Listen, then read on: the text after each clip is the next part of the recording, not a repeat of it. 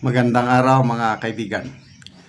Bigyan natin ng reaksyon itong pahayag ni Yusek Claire Castro tungkol sa mga katangian ng Pangulong Marcos. Ano daw siya? Statesman, my breeding. Hindi daw siya weak leader. Hindi katulad ng isa na palamura, may bloodbath pa, meaning si BP Sara. Ito, sa Facebook reel ni, sino ba ito? Kadadi. Ito, pinos niya. Pakinggan natin. Ang pagiging statesman, hindi yan sign ng pagiging weak. Huwag tayong masanay sa isang leader na puro mura. Huwag tayong masanay sa leader na may kasamang assassin. Diba?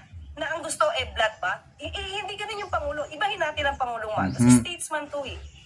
Umaga, may breeding to. Wow, breeding. Pero marunong magtrabaho. Wow. So hindi siya sign of weakness. So yun lang yung gusto nilang paratingin. Kasi yun yung gusto nilang gawin at ipakita sa mga taong maaari nila mapaniwala. So don't believe in that words na weak leader ang Pangulo. Okay? Isa pa. Mahinahon, ang pagiging statesman, hindi yan sign ng pagiging weak. Huwag tayong masanay sa isang leader na puro mura. Huwag tayong masanay sa leader na may kasamang assassin. Diba?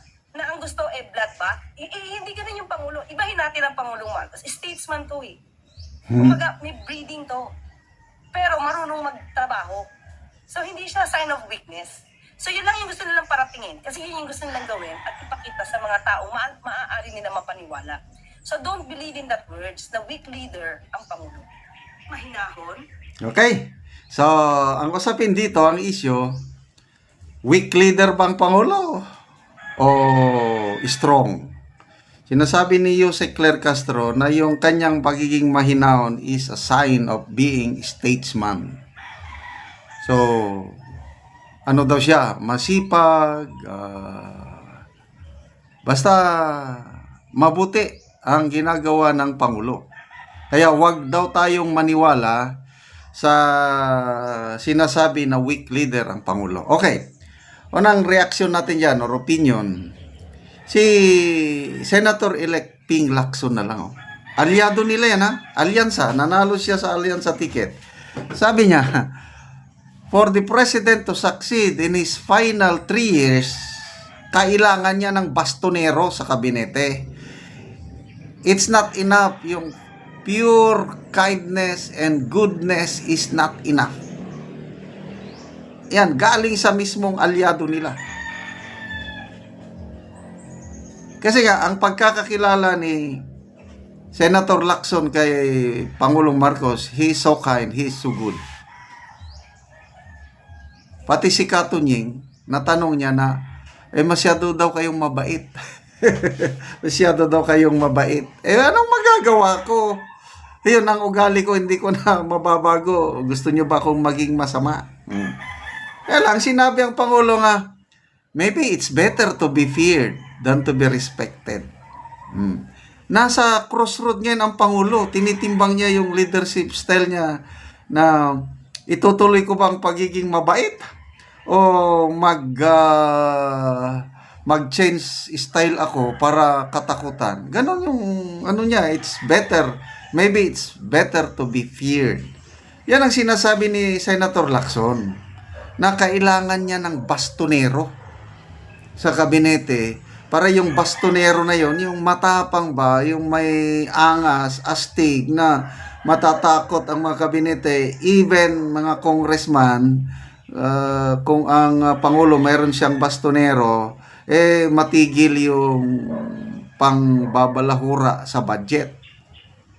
O, anong sabi ni Yusek Claire Castro? Hindi na daw kailangan ng bastonero. Si Pangulong Marcos na daw ang magiging bastonero. Well and good. Kailangan natin ng leader na if you cannot be respected, you will be feared. Yung kinakatakutan ka. Mismong Pangulang umamin na nahihirapan siyang ipatupad ang kanyang mga gusto. Ano sabi niya sa interview kay Katunying? Na naiinggit siya sa mga kaibigan niyang CEO. Isang salita lang ng CEO natutupad. Siya na presidente, ang hirap daw niyang ipasunod. O anong klaseng leader yun? Statesman pa rin? Hindi na. To me, weak leader. Presidente ka, hindi mo maipasunod yung gusto mo, kailangan mo pang a lot of convincing. No way! Hindi magsilbi yan. So, it's all about leadership. O, sinasabi ni Yusek Claire Castro na wag daw tayong maniwala na weak leader ang Pangulo. Okay. Basihan natin yung eleksyon. Personal ang Pangulo, nangampanya. Nanawagan siya sa Pilipino. Gusto nyo ng mas maliwanag na kinabukasan? Iboto nyo ang alyansa. Gusto nyo ang madilim na kahapon? Ibig sabihin, PRRD term. Iboto nyo ang kabila. O anong nangyari? O di ba talo sila? Talo ang alyansa. Kaya nga nagkaroon ng mass resignation dahil napahiya sila. It's not business as usual anymore. Pakinggan natin ang mga tao na nagsalita through their ballots. Even the local absentee voting ng mga men and women in uniform. Grabe! Not a single alyansa candidate nanalo. Wala, talo lahat. Oh. Ano? Naniwala ba ang mga pulis at sundalo sa Pangulo? No way! Anong ibig sabihin nun? Mahina ang Commander-in-Chief. Hindi nila sinunod. Kasi kung strong leader pa, okay ba ang Commander-in-Chief? Sana ang mga sundalo at pulis, botuhan nila ang kandidato ng Pangulo. Eh bakit ang binoto ng mga pulis at sundalo, karamihan, PDP? Oh, sinong mas gusto nila? Sinong mas strong na leader? PRRD or PBBM? Oh, di balot. Yung resulta, local absentee voting speaks for itself. Kaya dapat magbago ang style ng Pangulo. So, nung nanawagan siya ng mass resignation, pumalakpak ako. Wow, ito na. Nagbago na. Yes! Sana tuloy-tuloy na. Wala, palabas lang pala. Yung statesman, naging statesman. Iyon ang nababasa ko dito sa comments. Stage, palabas. Ilan lang ang sinibak? Iisa o dadalawa pa lang eh. Karamihan, retained o na-reshuffle lang. Ang sigurado ko lang, correct me if I'm wrong, DNR Secretary at saka Solgen General, Solicitor General. Meron pa bang ibang sinibak? Sana si Gadon. Oh, statesman. So, kayo mga kaibigan, ano, naniniwala ba kayo na weak leader ang Pangulo? Hey, comment nyo. Statesman ba siya? Mahinahon? Anong mas gusto nyo? Gusto nyo? Yung bloodbath o itong mahinahon na statesman? Okay mga kaibigan, salamat sa inyong pagsubaybay sa ating channel. Nakakatulong kayo ng malaki sa Tribong Talandig ng Bukidnon. Ang sweldo natin sa channel na ito is pang tulong sa pangangailangan ng tribo. Sa ngayon, namimigay tayo ng libreng yero at pako para ma-repair ang sira-sirang bahay ng Tribong Talandig. Panoorin nyo ang video na ito. Si ate ang natagaan Ugero, so mag-atop na gid sila karon.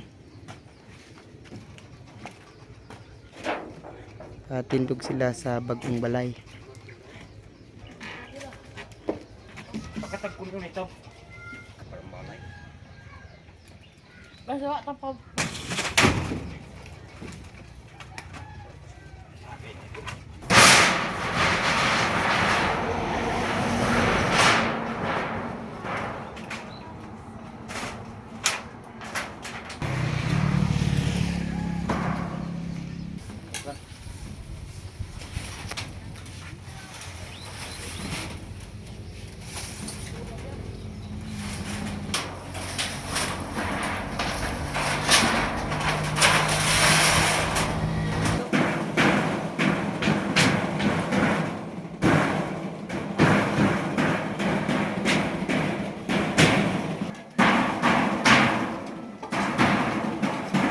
O karon te, nindot na gid kaayo ang inyong balay o.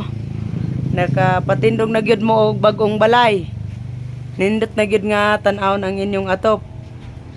So karon te, unsa man ang imong maistorya nga nakaatop na mo, nagpatindog na mo og balay nga bago?